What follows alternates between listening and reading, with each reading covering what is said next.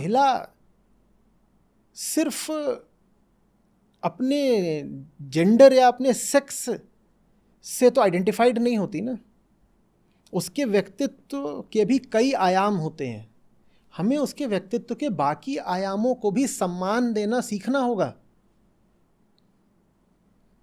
आप समझ रहे हैं? उदाहरण के लिए पुरानी किताबें वो इस तरह की बात करती हैं कि एक लोहार, एक ब्राह्मण, एक सेठ, एक सिपाही, एक साधु और एक स्त्री कहीं जा रहे थे। अब एक कहानी है, वो कोई पौराणिक कहानी भी हो सकती है, और उसकी शुरुआत इस तरह से होती है। एक लोहार, एक सुनार, एक ब्राह्मण, एक सिपाही, एक साधु, एक कुछ और ले लो, एक चोर और एक स्त्री कहीं जा रहे थे। इस शुरुआत से ही आपको क्या पता लगता है कि पुरुष की तो कई तरह की पहचान हो सकती है। पुरुष की कई तरह की पहचान हो सकती है।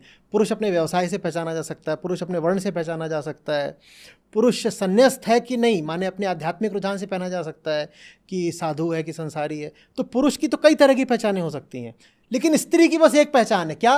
स्त्री, कि वो स्त्री है, कि वो स्त्री। तो जब पुरुष जब स्त्री की एक ही पहचान रह जाती है कि वो स्त्री है, माने उसकी सिर्फ सेक्सुअल आइडेंटिटी है और बाकी सब आइडेंटिटीज उसकी बहुत पीछे की हैं। जो बाकी आइडेंटिटीज़ हैं हम कहते हैं कि उनको तो निगलेक्ट कर दो, उनकी कोई बहुत महत्ता नहीं है।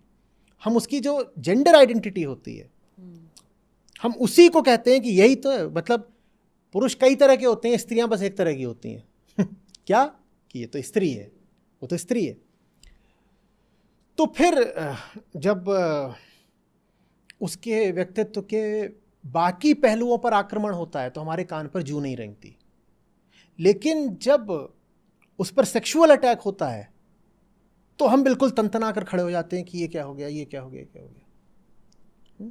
जो सेक्सुअल अटैक हुआ है वो निश्चित रूप से निंदनीय है, उससे हमारा दिल कांप जाना चाहिए और उस पर जो उचित से उचित और कड़ी से कड़ी कार्रवाई है वो होनी चाहिए। लेकिन मैं पूछ रहा हूँ कि ये कार्रवाई सिर्फ सेक्सुअल अटैक पर ही क्यों कर रहे हो? उन महिलाओं के ऊपर तो कई तरह के और भी अत्याचार चल रहे थे ना। किसी महिला का घर जला दिया गया, ये अत्याचार नहीं है क्या? किसी महिला को पढ़ाई या दवाई से वंचित कर दिया गया, ये अत्याचार नहीं है क्या? किसी महिला को निरंतर डर के माहौल में रहना पड़ रहा है, ये अत्याचार नहीं है क्या? पर इन अत्याचारों को तो हम अत्याचार मानते ही नहीं। किसी महिला को बोल दिया गया है कि तू अगर घर से बाहर निकलेगी तो अपने आप को ऊपर से नीचे तक ढक कर निकलेगी, ये अत्याचार नहीं है क्या? किसी महिला को नौकरी करने से वंचित कर दिया गया है, खेलने से वंचित कर दिया गया है, ये अत्याचार नहीं है क्या? पर ये सब अत्याचार होते हैं तो हम इनको हल्के में ले लेते हैं, ठीक है।